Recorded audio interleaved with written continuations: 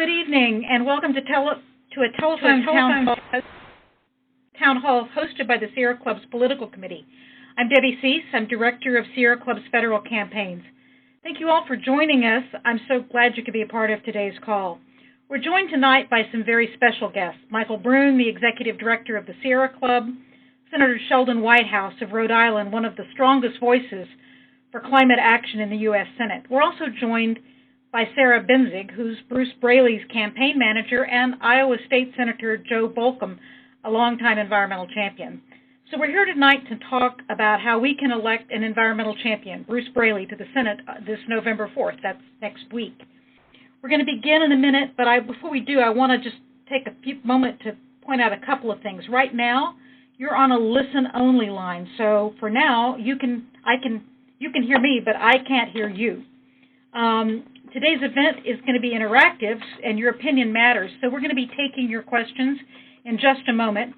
If at any point during this discussion you want to ask a question, just press 0 on your phone keypad, and an operator will be with you shortly. So right now we're in the process of dialing out to thousands of supporters across the state. So stay on the line, and again, just press 0 on your keypad if you would like to ask a question. So for those of you who are just now joining, again, this is Debbie Cease, Director of Sierra Club's Federal Campaigns. I'm excited you could be a part of our conversation today with United States Senator Sheldon Whitehouse, Sarah Benzig, Campaign Manager for Bruce Braley, Senator Joe Bolcom, and Michael Brune, Executive Director of the Sierra Club. And remember, press 0 at any time to ask a question. So we're going to hear first from Michael Brune, Executive Director of the Sierra Club.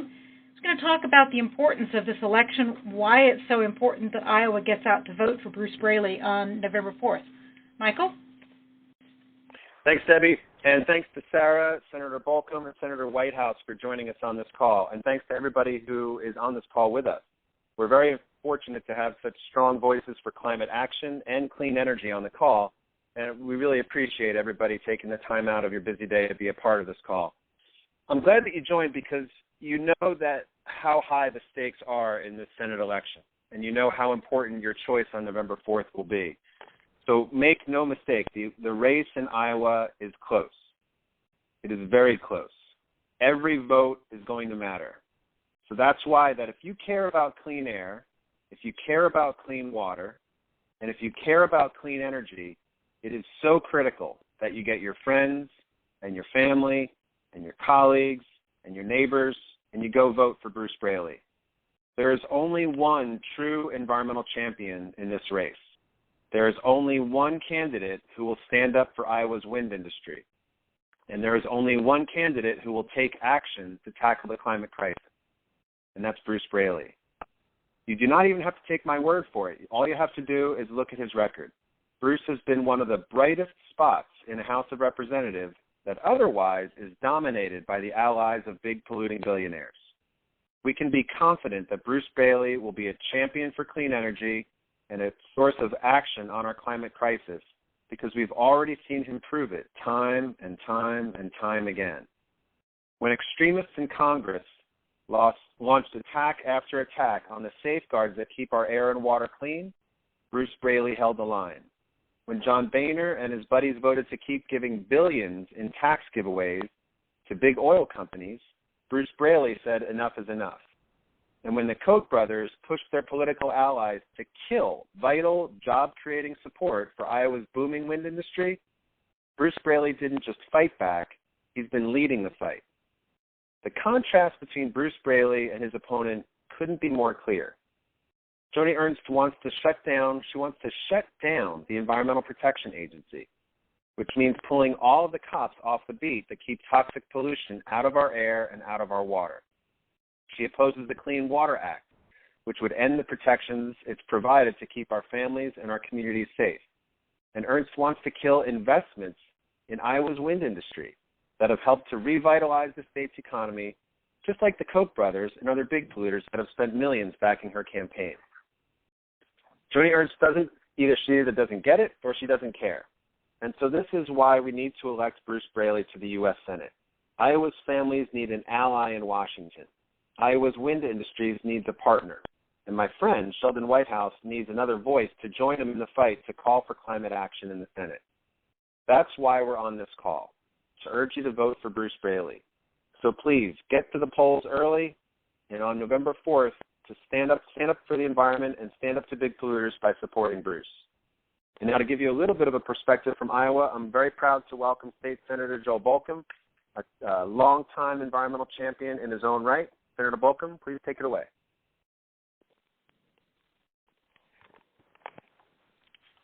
Well, good evening, everybody. I'm proud to join this call on the second anniversary of the Superstorm Sandy. I'm a proud Sierra Club member for the last 31 years, and over the last 16 years, I've served on the Iowa Senate's Natural Resource and Environment Committees. I've also served with Joni Ernst in the Iowa Senate from the day she arrived. Here's what I'd like to tell you about her. She does not share our values about the need to do a far better job of being stewards of our water, our air, and our soil. Her voting record in the Iowa Senate has been anti-environment and anti-conservation. She is anti-science and supports policies that will really jeopardize the ability of our kids and grandkids to live a prosperous life on this planet. She has the same position as the Koch brothers on climate change. By contrast, Congressman Braley believes in a clean energy future and has been a strong supporter of the production tax credit, the federal policy that has led to the creation of approximately 5,000 clean energy jobs here in Iowa, where we produce almost 5,000 megawatts of wind energy, almost 30% of the electricity for Iowa households. As people on this call know, ending this policy at the federal level will result in lost jobs across the state. Joni Ernst does not support the production tax credit that has created these jobs. In addition to creating a more clean energy economy, we need to invest in making our communities more resilient to more extreme rainfall events. As people on this call know, that has really been the climate story here in Iowa. We are still cleaning up after the historic 2008 floods, and Congressman Braley, again, has been a leader in helping rebuild Iowa in places like Cedar Rapids, Iowa City, Coralville, Cedar Falls, Waverly, and Des Moines. Congressman Braley advocated for resources at the federal level to rebuild our communities. He understands that we have to have clean energy, and we have to do as much as we can to make our communities more resilient for the change that we are already seeing.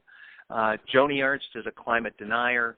She's bad for the future of our country when it comes to the climate and doing something on energy, and she does not deserve to go to the United States Senate. We need proactive leadership, as people on this call know, and we have work to do in these last 4 or 5 days to talk to our friends, talk to our neighbors, and get people out to the polls. This is a razor-thin election, and the people on this call can make the biggest difference to send Congressman Braley to the United States Senate.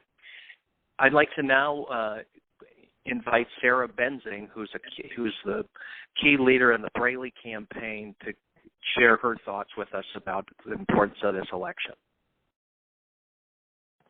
Thank you very much, Senator Bolcom. It's great to be on a call with you and Senator Whitehouse and Sierra Club. Thank you to everyone for joining the call tonight. I know you have a lot of things you could be doing on a beautiful fall evening, but I appreciate your time in this very close and important election. As you've likely seen, environmental issues have been front and center in our Senate election. It's important that you know that Bruce stands with you and your efforts to ensure we can keep Iowa's land, water, and air clean for our families, and that he will continue to stand with you in the United States Senate. Bruce will fight to make sure our natural resources are protected and preserved so Iowans always have clean air and drinking water. Bruce has opposed Republican efforts to tear down environmental protections and is committed to maintaining and growing wind, solar, and renewable energy and the promise they hold for jobs, our economy, and the environment. That starts right here in Iowa, where our state is the leader in renewable energy. While State Senator Ernst philosophically opposes such innovations, Bruce has repeatedly touted Iowa's potential to be the wind energy capital of the Midwest, and he has never wavered in his steadfast support of renewable energy. That's why Bruce introduced the American Renewable Energy Product Tax Credit Extension Act, and that's why he supported extending the biodiesel tax credit, the wind production tax credit, and other incentives to grow our renewable energy resources. He is also a longtime supporter of wildlife conservation, wildlife refuges, national forests, and many other clean air, water, and land conservation measures. On the other hand, if State Senator Ernst gets her way, we'd be just like China, with air that's too polluted and water that's not safe to drink. She's even gone so far to say that she wants to get rid of the EPA altogether. Close the EP down.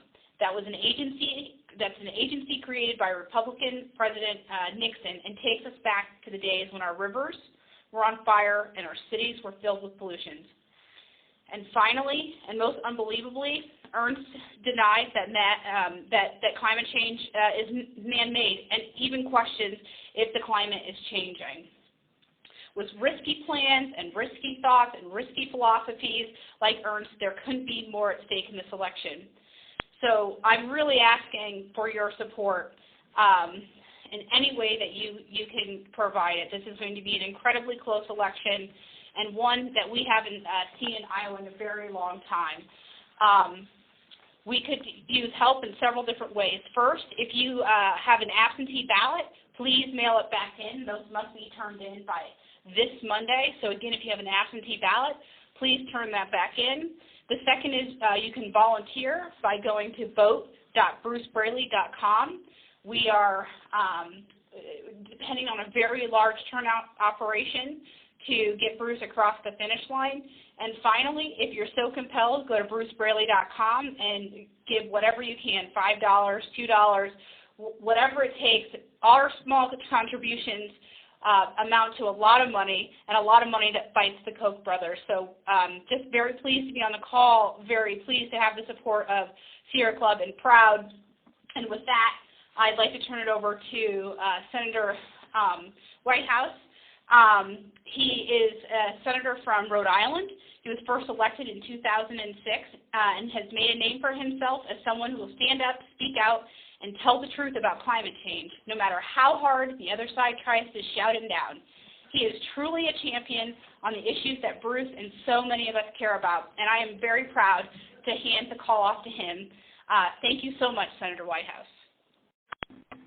Thank you, Sarah, and thank you for the great work that you're doing for Bruce, and thank you to the Sierra Club for organizing this call, and thanks to all of you who have joined us this evening. As someone who works hard to get action on climate in the Senate, I can promise everybody on this call that Iowa electing Joni Ernst would be a real setback. We already have all the deniers that we need in the United States Senate. We need people who are going to be productive and realistic. And if by any chance electing Joni Ernst is the vote that tips the balance so that the Republicans control the Senate, then that promises things like Chairman Jim Inhofe on the Environment and Public Works Committee. Inhofe is somebody who thinks that climate change is actually a hoax that is being perpetrated by scientists seeking to get access to research money. That's his theory of how this is all playing out. So a man like him with the gavel in that committee would be a terrible blow to our efforts. I've admired Bruce Braley for quite a while now, and I particularly admire his stance on environmental issues. I've been to Iowa. I have visited Iowa wind farms and seen how important a part that is of the Iowa economy, the good jobs that it provides, and how important the wind tax credit is to continuing to support that development. And the fact that Joni Ernst is willing to fight against that and against her own Iowa businesses shows how deeply, deeply, deeply she's controlled by the polluting interests. I've been out there to talk to your mayors about the terrible floods that they saw, talk to your farmers about the droughts that they've seen. I think most Iowans get that something strange is happening out there and that it relates to what we're doing with our carbon pollution. So you've got a big opportunity on Tuesday, not only to vote yourselves, but also to help get out the vote so that you're not only doing this on your own, but that we collectively, people who believe in climate change and understand that we have to do something about it, are standing up together. There's the old Yeats poem that says that the best lack all conviction, while the worst are filled with passionate intensity. Well, we need to be filled with some passionate intensity on Tuesday, and the question of who's more motivated and who's willing to take the extra trouble, who's willing to go into the local headquarters and offer up their car to drive people to the polls, to spend time on the phones and make sure that identified voters come to the polls, to do all that kind of work, is going to make a difference. So we can win this. We need to, and I appreciate very much that you are willing to make that kind of an effort. And so with that, I'll kick it back to Debbie to get to the Q&A part. Thank you, Senator Whitehouse, and thanks to all of our panelists for your contributions to this. I know we've got a lot of folks lined up to ask questions. I want to just remind everybody on the call that if you've got a question, just press 0 and one of our operators will be with you shortly. And right now, I think we have Brad from Des Moines who has a question for Sarah. Hello, yeah. My interest is, what do you feel about the oil line coming through the state of Iowa?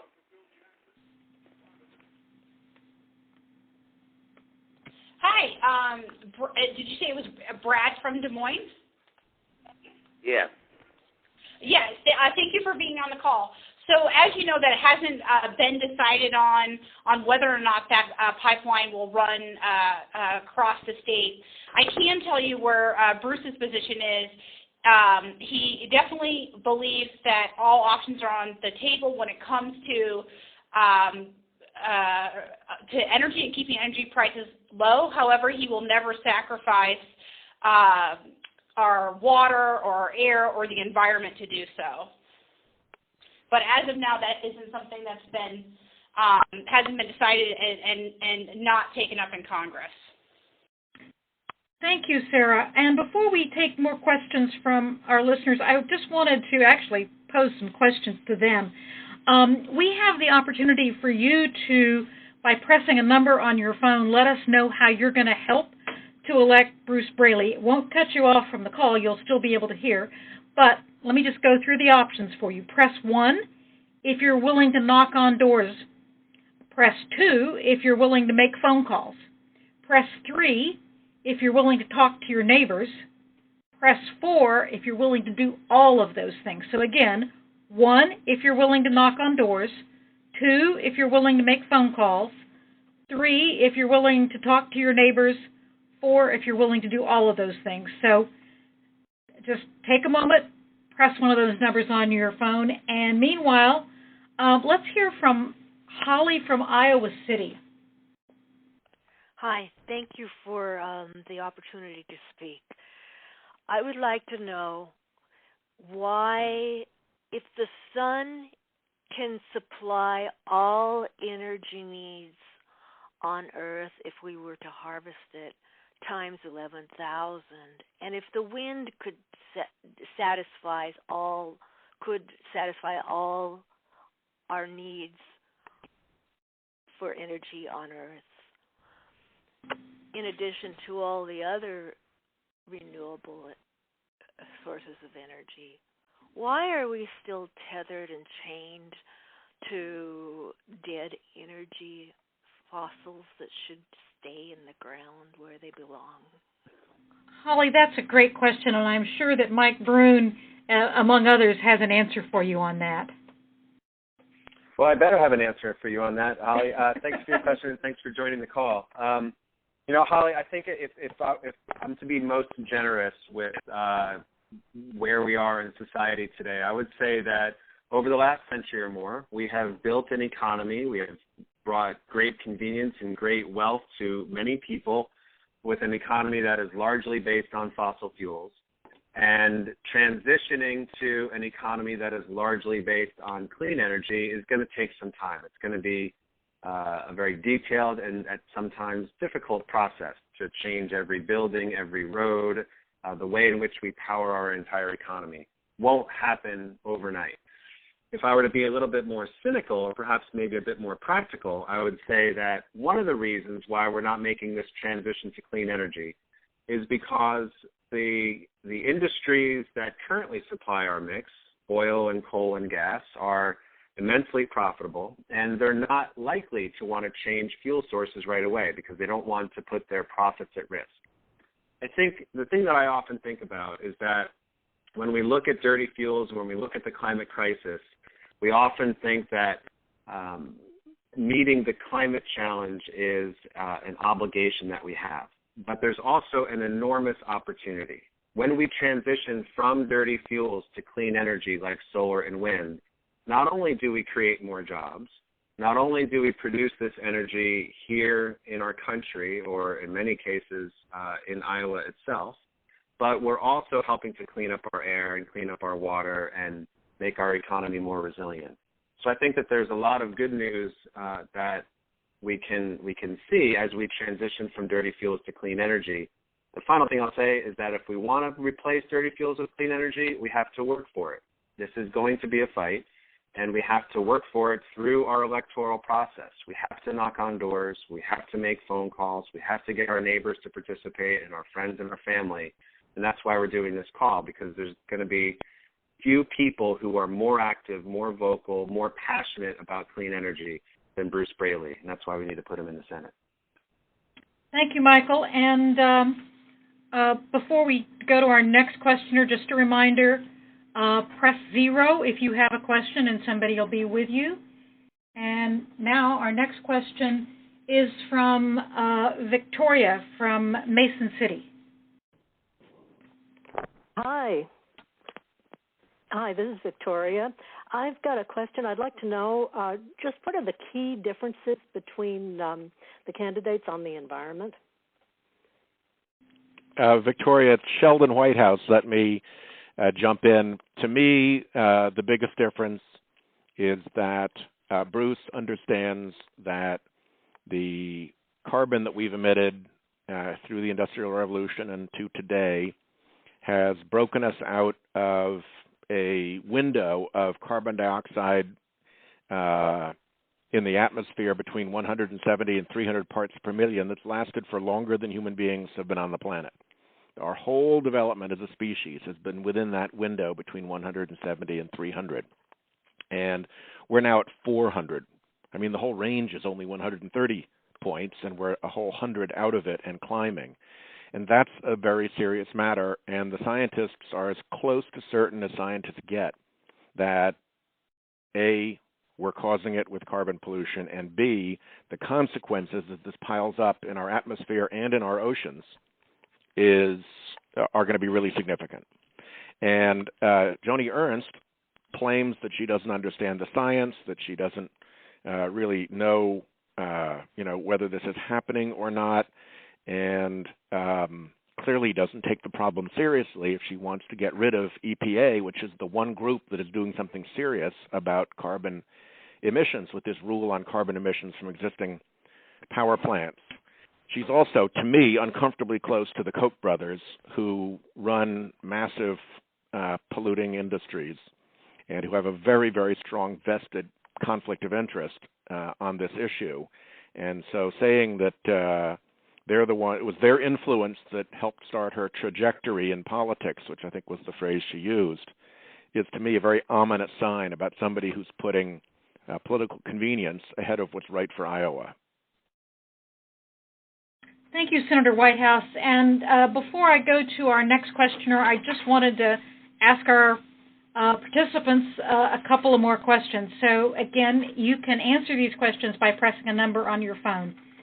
And this is about when you plan to vote. So press 1 if you have or will vote early. Press 2 if you're going to vote on Election Day. And press 3 if you're not sure, you don't know which one you're going to do. So again, 1 if you've already voted or will vote early. 2 if you're going to vote on Election Day. And 3 if you're not sure. So thanks. So let's have our next question from Susan from Fairfield. Hi, my name is Susan. I'm from Fairfield, and I just wanted to make the comment that this is a really important thing that you're doing here tonight, and to have Michael speak, as well as the senators and other supporting people. And I really want to urge people who are listening to the call to follow through on one of the things. I'm already canvassing door to door myself. I've done it a few times, and there's a great, great need out there because obviously, if you can see by the television polls, Bruce is behind Joni. And on that point, I want to hear more from the senators who are familiar with Joni and her record, why we should be so afraid of her, because, I mean, I think it's quite scary if she became senator, and I don't want that to happen. And then lastly, I just wanted to say that it might be valuable to do this type of a call or a campaign for this one more time before the election, perhaps like Sunday night, even an email campaign to go out to our friends who are not Sierra Club members, who should, hear this information and get out and vote for Bruce. This is Sheldon again. I'll jump quickly in on that. I could use my Senate colleague, Chuck Grassley, as a touchstone here. He's a very conservative Republican, but he has never called for the elimination of the Environmental Protection Agency. And as a powerful senator on the Finance Committee, he has fought for the wind production tax credit, which has done immense good for Iowa. You guys make something like 35% of your power through wind. You've got turbines all up over those farms. The farmers love the checks that they get from the wind companies for renting the little spots where the turbines are placed. And a lot of people love the construction jobs and the manufacturing jobs that the industry brings. So when you've got somebody who's running for the Senate now who is so far to the right of Chuck Grassley that she wants to eliminate the EPA and is willing to hurt her home state industry in order to follow the ideology of getting rid of the wind production tax credit, that's somebody who I think you can safely describe as being a true extremist. And if you're an extremist on one issue, you're probably going to be an extremist on others, and that's not what the country needs right now. Thank you, Senator Whitehouse. Yes, Senator, let me just add a couple. Go ahead. I was actually just about to call on you, so do. Yeah, thanks. Senator Bolcom from Iowa City, thanks for being on the call, Senator Whitehouse. It was great when you were in Iowa earlier this year with Senator Hogue and touring the state and seeing firsthand the challenges we have. This legislative session, Joni Ernst voted against the fully funding the Resource Enhancement Protection Act in its 25th anniversary this year, probably the most successful conservation environmental program in the state's history. She was a no. We also put some additional funding in to help farmers around the state do much better at conserving soil on their farms. She was a no on providing resources to agriculture to do what we need to do to protect our soils. I appreciate the woman that just said she's getting out this weekend to door knock. I'm going out this weekend to door knock too. This election, and people in Iowa know this, we've been inundated with political commercials in an incredibly cynical attempt to tell people to stay home. And the people on this call, all of us, need to take over this coming weekend and Monday and Tuesday. I'll be going door to door every day trying to pull people out. We need to get out in our communities and find those people who have been kind of worn out by this political campaign and get them to the polls to help Bruce Braley win. The other thing I'd say, Congressman Braley is a really bright guy, and he's a smart guy, and Iowa deserves a smart senator. Joni Ernst is not in the same league with him.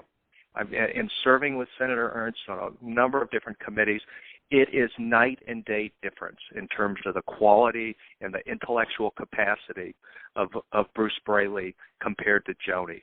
And we have a big decision to make here, and everybody on this call can do their part to help us win.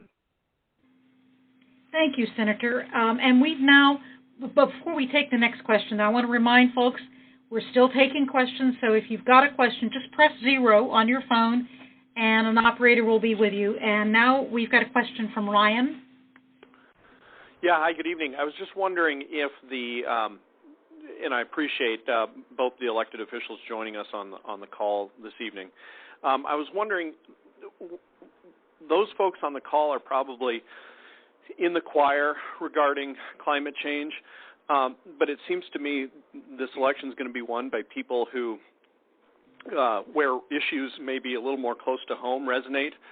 And one of the issues that seems to be rearing its head again is Republicans' interest in either divesting our federal recreational lands out west to the either to the states or simply selling them off, so that next summer when our family wants to go camping or fishing out in Wyoming, we might find that that ground has been either transferred to the state or sold off outright. And, of course, Joni Ernst would be probably raising her hand to be first to cast that vote. And I'm wondering if the panelists think that there can be some, way to link that very real consequence to voters here in Iowa who probably recreate out west, who appreciate the ability to go to public lands, and that's at risk. Thanks. Thanks, Ryan. Michael, you want to answer that? Sure, I could take a little swing, and I'm sure that others will want to answer as well. Ryan, first, thanks for your question, and thanks to everybody who's joining this call. I know that we've reached out, and we have had several thousand people actually join this call since it started about a half hour ago. And if you've joined a little bit late, it's really about what issues are at play in this election and what we need to do to make sure that Bruce Braley is the next senator from Iowa. But, Ryan, to answer your call, I think that there is something that's certainly relevant to the backyards of people who live throughout the state when it comes to fighting for continued protection for clean air and clean water for the EPA, fighting for tax incentive and other policies that would create an incentive for the growth of wind power throughout the state. And, as you point out, that the benefits of a strong senator and a strong environmental champion extend well outside the state's borders.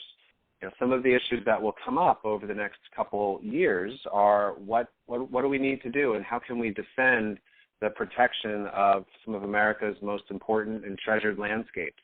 How can we support the added protection for places like up in Wyoming or down in the Southwest, or many of the places where people from Iowa go to take their families to hunt and fish and hike and explore? The issues that will come across and come through the Senate go well beyond clean air, clean water, and climate change issues, and they really do get to the heart of some of the issues that address America's greatest landscapes. And so how are the energy policies that will be decided over the next couple of years will have a big impact, as I said, both on our climate and on the landscapes that we enjoy so much. Thank you, Michael. Before we take the next question, just again a reminder, press 0 if you've got a question. And we have Michael from Des Moines with a question.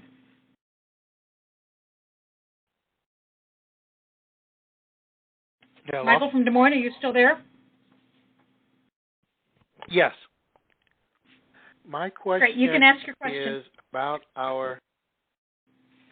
my question is about our energy policy, and by that I mean there are so many different reports out there. For example, there's a report that says we are becoming the #1 producer of natural gas. You listen to another report talking about the pipeline, and that report says that that will be going to overseas interests. At the center of everything seems to be the fact that if a polar bear at the North Pole or the South Pole sneezes, the price of gas goes up or down. What is the real truth about our energy policy and situation? Thank you. Senator Whitehouse, is that a question you'd be willing to field? Sure. The president has announced what he describes as an all-of-the-above energy policy. So basically, if you can compete and you're a natural gas provider, then bring it on. If you can compete and you're a wind provider or a solar provider, bring it on. The danger that I see and the problem that I see with the Joni Ernst candidacy is that the old incumbent industries, the oil industry, the coal industry, they've had years and years of lobbying and campaign contributions to fix the game in their favor. So they have big subsidies that are baked into the tax code. They're getting off scot-free with their carbon pollution right now, and they use the power of their post-Citizens United political spending to basically push other people around and try to get their way. So those factors really gum things up. And if you really want Iowa's wind industry to take off, and it's so robust in Iowa that I don't know what the status of it is right now as an export state, but if the wind industry really took off, people would be, I'm sure, looking to Iowa factories and Iowa expertise for manufacturing and assembly in other states. And they don't get a fair chance. They don't get a fair shot in the energy market because the oil and coal companies have arranged for all these protective subsidies for themselves. The result, I think, is actually bad for our economy overall. I think we do better with home-built solar, home-built wind, home-built geothermal, all of these things. You know, we can do that technology here. And a level playing field for those industries, I think, would be fair. But when you look at where Joni Ernst's campaign money is coming from, so much of it has come from the polluting industries that it's hard to believe that she's not going to be in that fight, not for a fair shot for the Iowa renewable industry, but to protect big out-of-state oil and coal companies who have done so much to fund her campaign. Thank you, Senator. And now we've got a question from Rich. Yes, hi. Thank you. My question here is, what can Bruce Braley do to support the wind industry if he makes it to the U.S. Senate? If he gets elected, what can he actually do to support the wind industry further? The biggest thing, Sheldon Whitehouse here again, the biggest thing is to protect the production tax credit for wind energy and join with your own Republican Senator Chuck Grassley in protecting that. Joni said she's philosophically opposed to that, and so she's way extreme from Senator Grassley on that subject, and that, I think, would be a real blow to Iowa. When I did my visit to Iowa and spoke to the folks who were in that wind industry, they sat me down and said, look, we're planning to put another $1 billion of investment into wind in Iowa. That's $1 billion worth of jobs. That's $1 billion worth of construction. That's $1 billion worth of manufacturing. And we can't do it if that tax credit gets taken away. And what's left is the oil companies and the coal companies having their subsidies, but we don't get the tax credit that's been so successful. So it's a pretty big hit right away on Iowa's economy if that goes away. And Bruce will clearly be on our side on that. And also, trying to make it a more balanced market to give renewables a fair shot. Thank you, Senator. Thank you. Sarah, do you have anything to add to that from an Iowa perspective?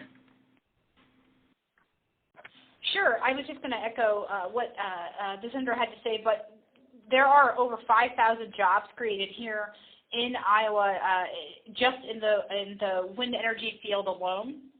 And when Bruce was first elected to Congress in 2006, one of the very first things he came out in support of was the wind tax credit. He's been a huge supporter of that. He's also supported legislation to help retrain displaced workers in the renewable energy field. But wind energy is definitely one of his major focuses in the U.S. House, and will continue to be should he be elected to the U.S. Senate. Thanks, Sarah. Michael, do you have anything to add to that? Yeah, sure. Just a quick comment, which is that the success story that we've seen in Iowa with the growth of the state's wind industry obviously has brought enormous benefits to the residents of Iowa in the form of more jobs and cleaner air and cleaner water. But I wanted to highlight the fact that it is an inspiring success story for the other 49 states. I am talking to policymakers here in California. I've talked to policymakers in a couple dozen states who regularly point to the progress that's being made, particularly in Iowa, but in some of the surrounding states as well, who are highlighting the fact that a transition to clean energy and accelerating the development of clean energy can accomplish multiple victories at the same time. When we have a shot at solving multiple problems with a single solution, this should be the time that we go all in on that solution, and we do everything that we can to invest in that solution. And in this case, wind energy in Iowa could use more support. It needs those tax incentives, and it needs other incentives in order to continue to grow, not just to produce more jobs in Iowa and in order to create and help to support a growing industry, but also to encourage other states to do the same. The Sierra Club has made the Senate race in Iowa one of our top national priorities, in part because of just this, that what happens in Iowa reverberates well beyond the state. And, of course, the other reason why we've made it a priority is because Bruce Braley isn't just any other candidate. He is a passionate, informed, educated, principled champion for climate and clean energy. And so I just wanted to, end my thoughts tonight by saying thank you for everybody for joining this call. And please put in an extra shift, put in an extra 3 or 4 shifts. Please don't forget to vote. And when you do, take 10, 20, 30 of your friends along with you, because we need every single vote. We need every single hour of knocking on doors, making phone calls in order to win this election. Thank you. Thank you, Michael. And I'd also like to give the other panelists an opportunity to just summarize. I've come off this call really understanding how great the stakes are, what a scary choice Ernst would be, and how important it is for us to get out and organize and vote for Braley. So, Senator Whitehouse, do you have any parting words for us as well? I just say that if you are going out door knocking and making phone calls, there's a very, very strong case to be made that a Senator Ernst would let her ideology do damage to Iowa's very, very strong renewable energy economy, that Iowa jobs would be hurt and affected by it, that she's far to the right of Chuck Grassley on these issues, and that there's plenty of extremism in Washington. Iowa's a practical place and doesn't need to send an extremist to Washington.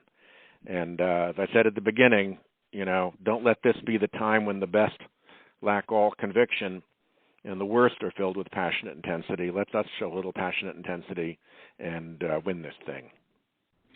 Thank you, Senator Whitehouse. Senator Bolcom, do you have something to add? Well, I think Senator Whitehouse did a really good job summary. I'd encourage people to think about their coworkers, their family members, their neighbors, their people they drink beer with or play cards with, and do some outreach if you're not inclined to go knock on doors. Look at your own network of friends and people and do some persuasion on them. A lot of people have decided what they're going to do. There's a few people that haven't, and we need to be talking to those folks and making sure they vote. So this is on a razor's edge. I don't want to wake up Wednesday morning and be a few hundred votes short. And so it's up to us, and we can make it happen. So thank you all for being on this call, and thanks to Sierra Club for organizing it. Thank and you, it's Senator not Bolkum. just persuading, it's also, I was just going to say, it's not just persuading folks, it's making sure that the ones who want to support Bruce actually get out and get into the voting booth and get their ballots in. That's a very important piece, too. You bet. That's great. There's a whole bunch of ballots that people have requested ballots all over the state, and there are a whole lot of them that have not been returned to the county auditors yet, and that'll be a lot of the work over the weekend. That's great. We're going to give the last word to Bruce Braley's campaign manager, Sarah Benzing. Sarah, what's your words of wisdom for this crowd? Sure, thank you. Well, again, I just want to thank everyone for joining the call, including Senator Bolkum and Senator Whitehouse and the people at Sierra Club. Look, I'm an Iowan, too. I grew up here, daughter of a farmer. I care about Iowa, and I'm working very, very hard to elect Bruce Braley. I think it's important that we keep the legacy of Tom Harkin's seat with Bruce Braley. I think it's important that Iowa continues the tradition of having a Republican senator and a Democratic senator. This is going to be an historically close election. I got my start in 2000 working on the Gore campaign, and many of you may remember that, I believe Senator Bolkum remembers this well. We won for the vice president here in Iowa by just 4,000 votes, which broke down to 2 votes per precinct. We believe the race will be just as close as that. And when we're looking at 2 votes per precinct, I think what Senator Bolkum laid out is exactly right.